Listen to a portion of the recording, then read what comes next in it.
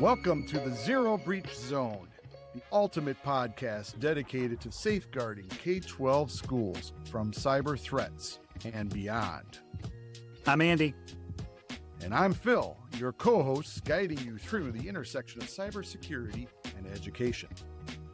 Each episode, Phil and I will dive into conversations that matter, breaking down the latest cybersecurity challenges that schools face. And we're not doing it alone. We'll be bringing some experts in the field from the EdTech world and beyond for interviews, getting their take on the most pressing issues. Plus, every episode will wrap up with a recurring segment, The Parting Tool, where we'll share a top tip or tool that you can start using immediately to stay ahead of breaches, phishing, and everything in between. So, welcome to the show.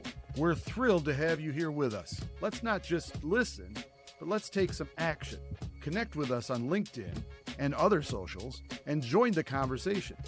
Together, we can build a strong community dedicated to protecting our schools. Well, hello, everyone. Welcome back to the Zero Breach Zone. I'm Phil Hintz, and I'm Andy Lombardo. Andy Lombardo. Broadcasting to you live from the Chicagoland and Tennessee land. Do they call it Tennessee land over there? They do not. I don't know that we have the name for it. All right. But you're down in the central part of our great country here. So welcome, everybody, back to the Zero Breach Zone, here where we're talking all about all kinds of different cyber security tools and tactics and strategies. And beginning of the year here, a lot of people make resolutions. They make cybersecurity resolutions, maybe. I don't know. I don't think I've made a resolution other than to train more folks and make more people aware. But that's like a continued resolution on that. But sometimes people make predictions of 2026 or of the year at the beginning of the year. And I actually received a white paper from a company that we use for some of our cybersecurity tool hardware appliances, a company called Fortinet. And they actually came out with their bold predictions, cyber threat predictions for 2026. And they talk about industrialized cybercrime and the acceleration of the attack life cycle in this particular paper. So I found it pretty interesting. Have you seen this article at all? I have not. I've not seen this yet. All right. They had a quick executive summary here that says the global threat environment in 2026 will be defined by speed, automation, and scale. Cybercrime will continue to mature into a structured industry supported by specialized roles, automated tool chains, and, of course, AI-driven decision-making. Attack groups will increasingly operate more like enterprises than independent actors, and measuring success not by innovation but by throughput, such as the rate at which they can churn access into profit. For defenders, this represents a pivotal shift. Security operations can no longer rely on static configurations or periodic assessments. To address today's rapidly evolving challenges, they must operate as an adaptive system, continuously learning, adjusting, and responding to real-time conditions. Well, you have a cybersecurity background, Yep. Andy. How does that fare with what you are predicting? So the key phrase that you said there that kind of really resonated was that idea of the acceleration of attacker operations.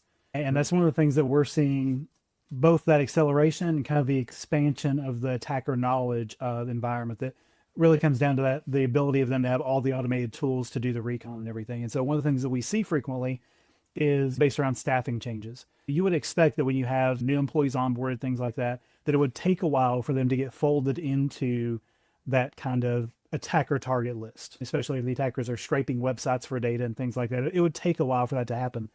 And we're seeing a really short turnaround time now on, we may have an onboard employee on, say, the 1st of the month, add them to the web page on the 10th of the month, and they're getting phishing emails by the 15th. And the time to iterate before that process happens is really quick.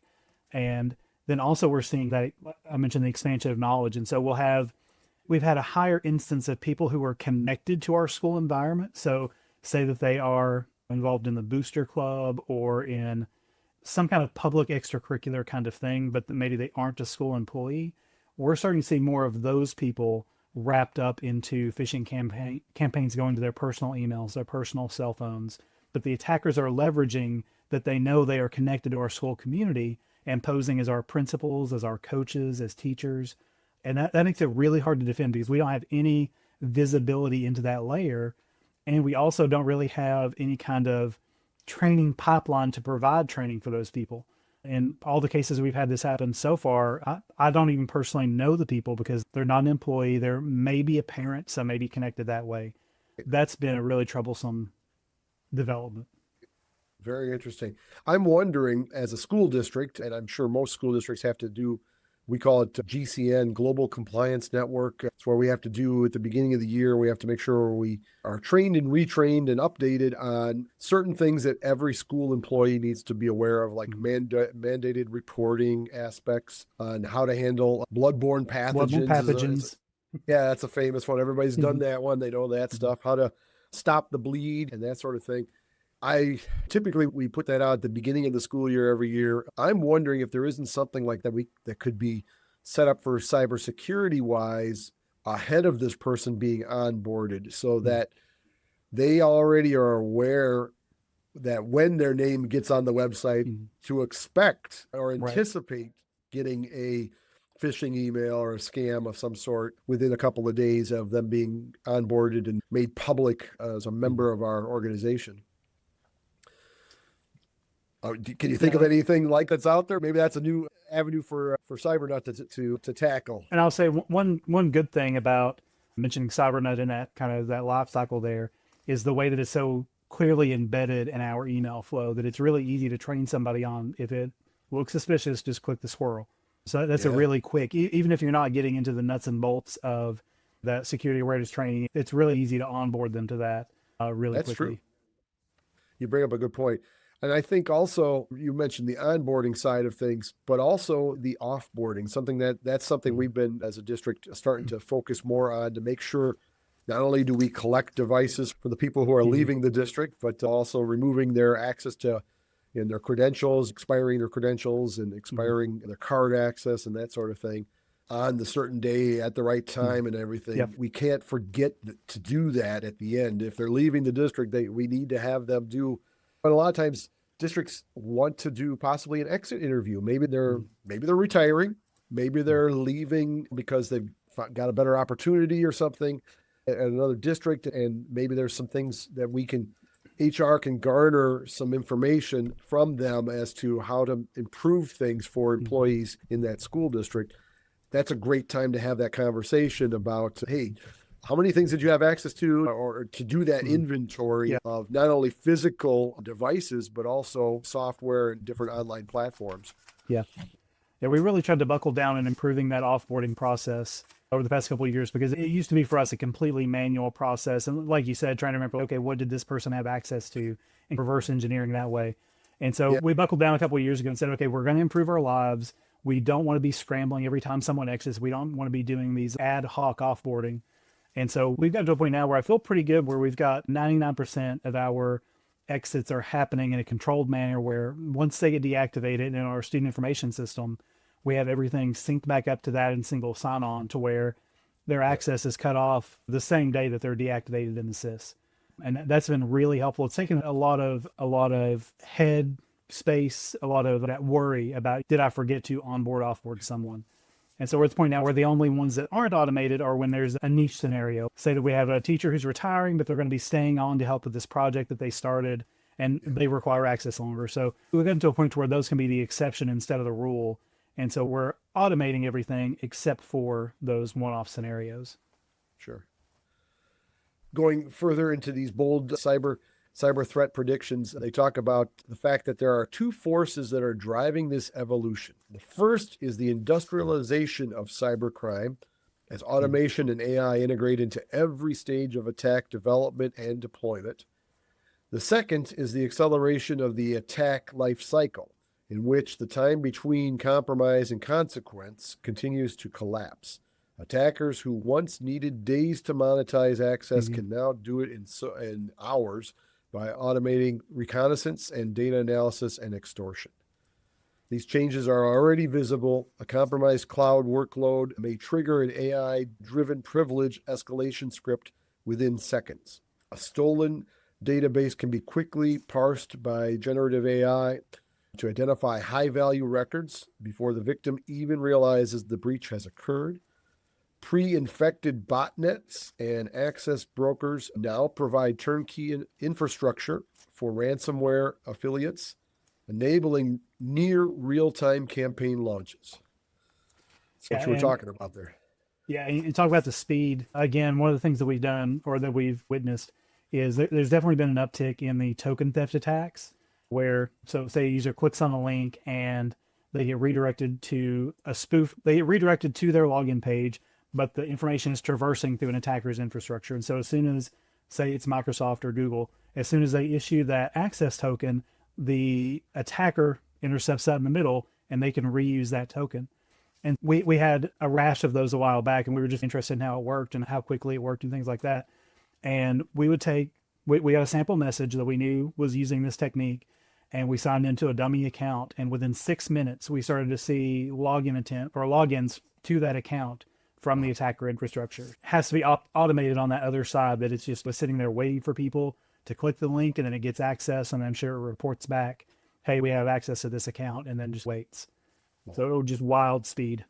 So this is similar to the old-fashioned man-in-the-middle type of attack? Correct, yeah. It's AI Just more chatbot modern. in the middle? Yeah. Wow. All right. Talking about AI, the article, so its predictions are AI-enabled cybercrime agents, which is, I think, what you're talking here. They said the defining change in 2026 will be the emergence of purpose-built autonomous cybercrime agents. And we've talked about AI and agentic AI on past episodes, and that's a great tool for our administrators and for a lot of different folks in the school district to be able to automate some practices, whether it's attendance phone calls or things like that, to have AI understand and be able to say, should I do an attendance phone call if it's a doctor's appointment, as opposed to, oh, they're definitely out sick and that type of thing. The AI can figure that out and figure out, so we're not bombarding our parents with too many attendance calls, but more appropriate ones, if you will. But just as that agentic AI is useful for our daily operations, it's obviously useful for the criminals as well. Right. And it talks about that these systems extend far beyond the early fraud GPT or worm GPT and similar models seen on underground forums in 2025. These are designed for specific operational tasks such as credential theft, phishing, of course, or lateral movement you mentioned. These agents will execute against entire segments of the attack chain without requiring human oversight. And that's the whole idea of the agent, the AI-enabled agent. Yeah, and even a step short of the agentic AI, if people wanted to experiment with this and see what's possible or what attackers are seeing when they start to do recon on your district, I don't know if you've played with deep research in ChatGPT. Yes. So awesome, first of all, just for doing automating your research process. But if you hop into something like deep research and you say, give us an area, like I'm a communications director for a school system. Our school district's website is this. I'm interested in how to develop really impactful, engaging campaigns. How would I approach delivering messages and to what audiences and things like that? And it will go through your webpage and it will pick people, it'll pick departments, it'll say, you can communicate with this group of people in this way, this group of people in this way, focus on this with this group of people. And really, it's not getting to that agentic point, but it's doing that, automating that research for you. And you can see the things that the attackers would have at their disposal. Yeah. Wow.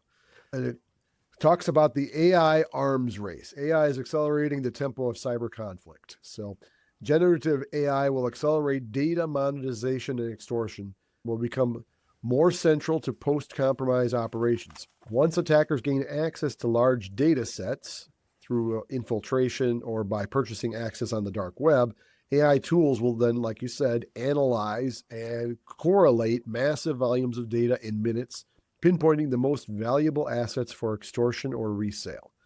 These capabilities will enable adversaries to identify critical data, prioritize victims, and generate tailored extortion messages at scale. By automating these steps, attackers can quickly transform stolen data into actionable intelligence, increasing efficiency and profitability for the attackers. For defenders, this trend underscores the importance of integrating SecOps, they call it here, capabilities such as NDR, EDR, and CTEM. I'm not familiar with CTEM. What that is? No, I do not. All right, I don't know either. To detect unusual data movement and flag early signs of AI-assisted extortion before damaging escalates.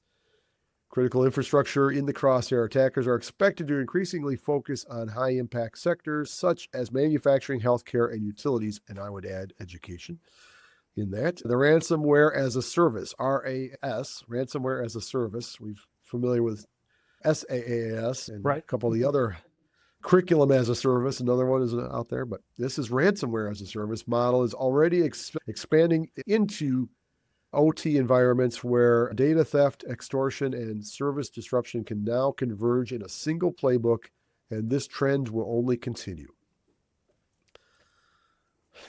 What do you think? More than mildly Scary? terrifying. Yeah. Yeah. And I know at one point there was speculation of, I don't think that they've confirmed this. I think they've gone the other way, but I think at one point they were attributing the PowerSchool data breach to having been a ransomware as a service just because of the timeline that it matched up with something like having an access broker who would get the credentials and then pass it off to someone else who would weaponize it and go through that whole corporate chain of developing an attack. But I'm not positive on where that ended up, but definitely the reality. And that kind of brings us to the next topic that's in this article, talks about shifts in the cyber criminal ecosystem. They talk about the fourth generation of cybercrime, which I didn't know there was a first, a second, or a third generation of cybercrime. They're talking about the fourth generation of cybercrime is entering its fourth industrial phase, blending automation, integration, and specialization. Credential dumps will continue to evolve into curated, intelligent combo lists, quote unquote, enriched with metadata and behavioral analytics. Dark web marketplaces already operate like legitimate e-commerce platforms, complete with customer service, reputation systems, and escrow services powered by AI. And these systems will become more refined. The human supply chain it talks about. By compromising trust within the organization, attackers can gain persistence that technology alone cannot easily detect. As a result, insider recruitment will intensify and ransomware operators will increasingly target employees through coercion, blackmail, and financial incentive. They call it converged crime. Fraud, trafficking, and money laundering networks now overlap, creating resilient hybrid enterprises that diversify risk and profit streams with complicating enforcement efforts. To capitalize on this, traditional organized crime and cybercrime will continue to merge. I watched a lot of different organized crime series lately with my wife on a couple of different channels, Paramount, and there's a lot of different ones there. Watching one right now called, what's it called? Empire. Boardwalk Empire. Boardwalk, yes. I don't know if you've seen that one with Steve Buscemi. Yeah, yep. And it has Al Capone in there, and so it's neat to see Al Capone's early starts. Organized crime and how they did it back then without devices. Yes. But now you put these devices into those criminals' hands. Oh my goodness. Oh my goodness. What do you think? Yeah. So one of the things you mentioned about those insider attacks in particular, we're really far into kind of the zero trust era where, the idea that the firewall is not your defense anymore. And so nothing else, if that hasn't broken through for you yet, the idea that, you're going to have people actively in your network.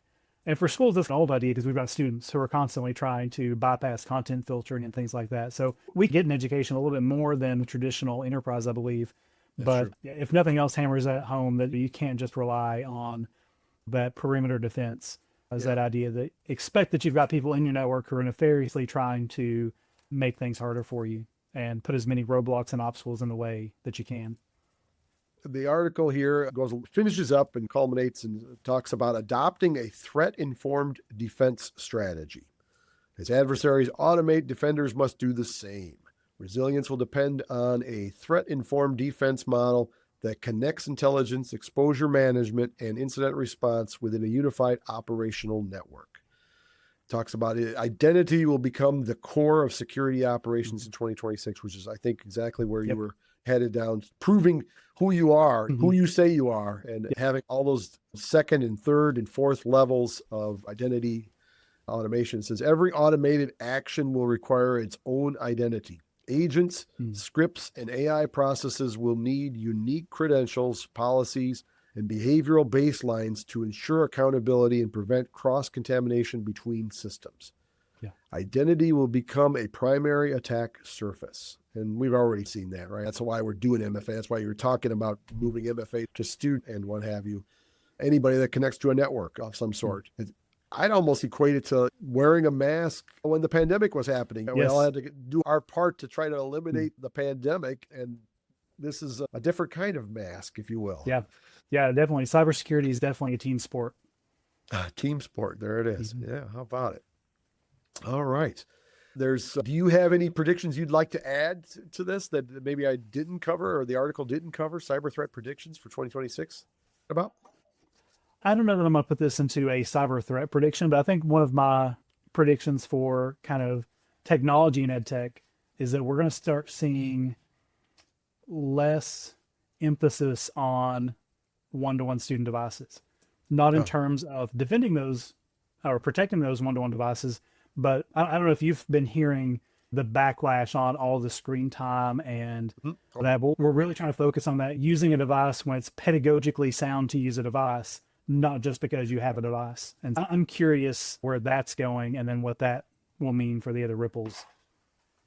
Yeah, that's really interesting. This episode will air after the fact, but coming up here shortly is FETC, the Future of Educational Technology conference in Orlando, Florida. We've had the main ringleader, if you will, of the FETC, Jen Womble, on the show here last season, and she's running it once again, and excited to be a featured speaker on that. And I love that conference because of all the areas it focuses on, the different tracks and everything. And I'm excited to see where some of these tools that are out there that we're talking about. And there'll be conversation around exactly what you're saying in terms of too much screen time or screen time for what's effective screen time versus distractive screen time, and being able to use the technology in the most appropriate ways. Just because we can doesn't mean we should, type of thing. And just because we can, maybe we should, because there's some teachers that don't want to use the technology and they should be using it. And on the other hand, there are some teachers that are probably using it too much, using it almost as a crutch. So we have to find that balance somewhere there. And I don't think the law should be dictating that per se. I think it should be just common sense as to what good balance is, and put it back in the hands of our teachers to make good pedagogical choices. And they are the professionals in this. And I want to commend the teachers that put a lot of thought into preparing every lesson that they do and making it not only differentiated for all of their students, but also engaging for all of their students in the way that they need to be taught. So that's a hard task to do. It's probably impossible in some ways, but our teachers make the impossible possible all the time. But I think this is part of the mix between having a device and not having a device for a particular lesson. Yeah, FETC is coming up, and we are going to have a couple of folks that we're going to be interviewing at FETC that will be on our show here in future episodes, so be prepared for that, everybody. We'll probably do a follow-up of FETC on some of the things that we liked and what we saw, so a best of. And as we move into the school year and second semester here, it's a very exciting time of year. Absolutely. Yeah. Do you have anything you want to add for today's episode? What we didn't do the last episode, and now's your chance, man. Yep. So I've got our tip of the day or tool of the day staged and ready to go. Also, so I'm on a not cybersecurity spree at the moment. So this isn't really cyber related, but it is something that I've been doing with presentations that I've done to help me to develop the content better. I'm trying not to say like I'm an influencer because I'm not an influencer, but I'm going to share my screen. Yeah. So I'm going to share. All right. Access to this new tool is pretty simple. Can you see my screen there? I can, yes. Okay, excellent. It's really simple. I just came across it a few weeks ago when I was playing around in Google Slides. If you've not messed with it yet, so I've got a presentation I've delivered several times, and I wanted to turn it into some content that I could re-deliver without giving the presentation.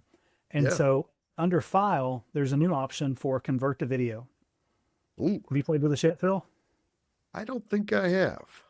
Okay, basically what you can do is you can select all the number of slides or all the slides or however much you want to do, and include AI voiceover script and background music. I'm going to say yes. All right. And import. And it takes just a minute. But basically what's going to do is it's going to take your presentation And this works both with images and with text. And so, for example, I did a presentation a while back that was all of the slides were JPEGs. And so like I didn't have any actual text in it. Yeah. And so it deciphered the text in it. And so what it does is kind of give you a quick, that fast. And I don't know if I've got audio set up to go here. Probably using the Notebook LM engine in the background to do this, I bet.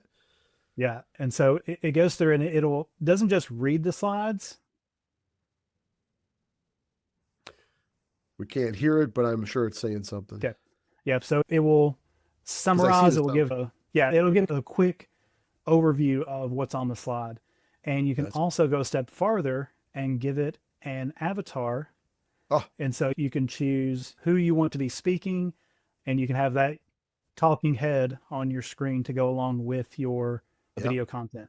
And so that's what I've been. Yes. Super simple, super fast. Didn't take a lot of time to render or anything.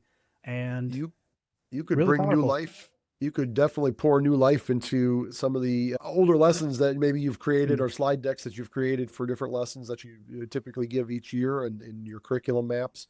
You could bring new life into them this way. And a teacher could put it on their website or their Canvas page that students could go back and replay if they wanted to as well. And if they didn't catch some of the main points of the lesson.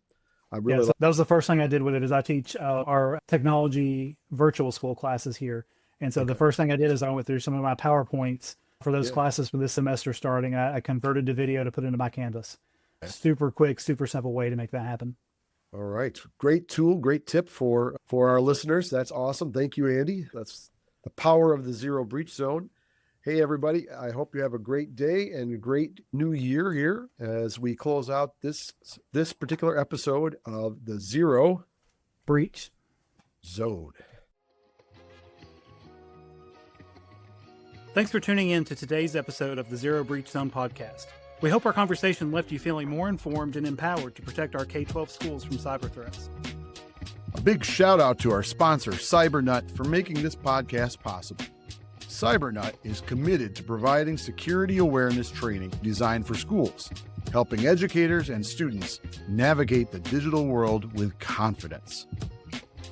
If you want to learn more about how CyberNut can help strengthen your school's cybersecurity defenses, head over to their website, cybernut.com, and sign up for their training program.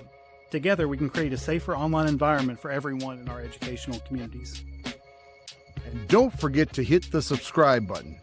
Connect with us on LinkedIn to join the conversation and help us build a strong community around cybersecurity and education.